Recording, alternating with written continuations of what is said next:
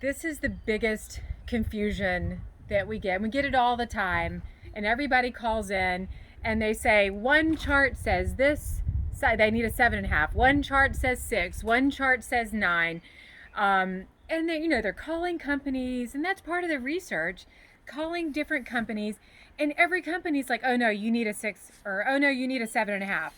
And the problem is, a lot of times people will call us and they're like, okay, I want a 9 foot, a 9 kilowatt generator.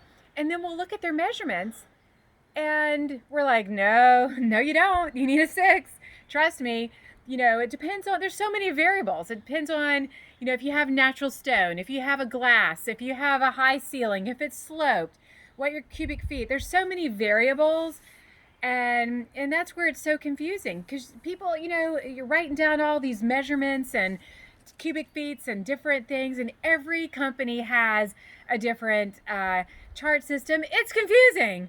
And so that's why we put the questionnaire on our site, and that's why we want you to call in so there isn't any mistake, because we can explain why you need this certain size versus the other, why you need it. And it's also, some have low psi, some have high psi, some are pressure cookers, some some are continuous.